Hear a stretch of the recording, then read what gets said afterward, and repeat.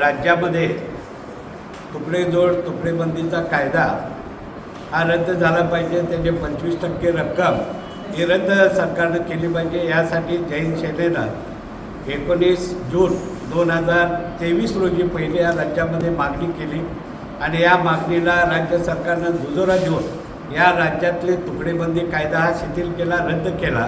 तर त्या संदर्भामध्ये SOP राज्य सरकारनं जे जाहीर केलेलं आहे ते सर्वसामान्य जनतेच्या हिताची जाहीर केलेलं आहे.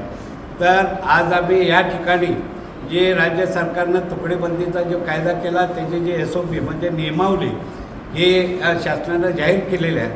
या सर्वसामान्य नागरिकांचा अज्ञानपण दूर व्हावं, या सर्वसामान्य जनतेला न्याय मिळावा यासाठी हे जे नियमावली केलेलं आहे सरकारनं, ते नियमावली याच कार्यालयाच्या बाहेर लावण्यात यावी.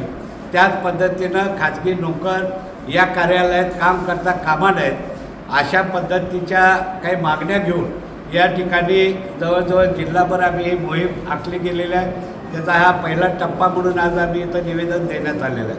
त्या दुसरी गोष्ट या नगरपालिके क्षेत्रातल्या आणि आजूबाजूच्या नागरिकांना मी सूचित करू इच्छितो की 1965 ते 15 ऑक्टोबर 2024च्या आतमध्ये ज्या ज्या नागरिकांनी करारपत्र केलेलं आहे, मुक्तारपत्र केलेलं आहे, साठेखत केलेलं आहे अशा नागरिकांचे खरेदी दस्त तात्काळ या सरकारनं करून देण्याची मोहीम या राज्यामध्ये आखली गेलेली आहे मित्रांनो.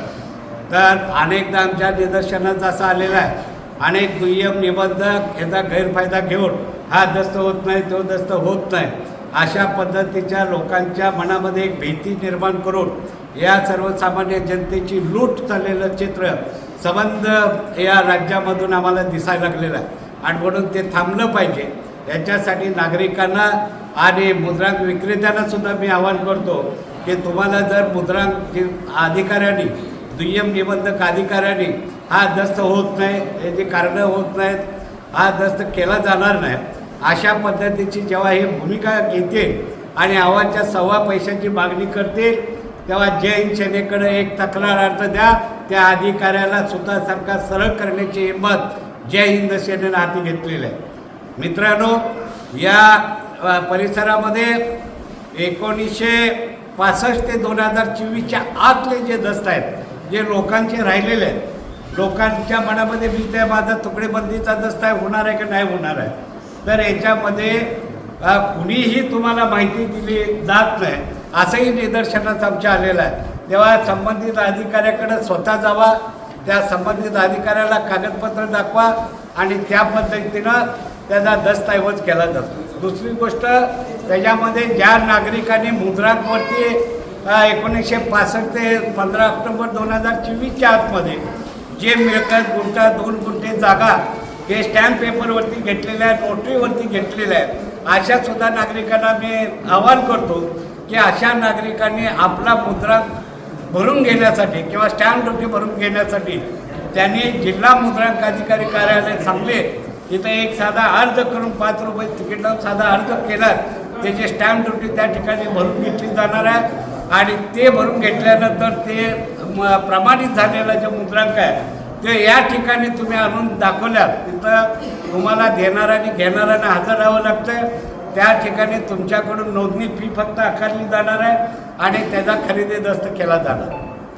मित्रांनो, असं सुटसुटीत लोकांना साध्या समजल अशा भाषेत या राज्याचे महसूल मंत्री सन्माननीय बावनकुळे साहेब याने एक ऐतिहासिक निर्णय हा तुमच्या आमच्या पुढं ठेवलेला आहे.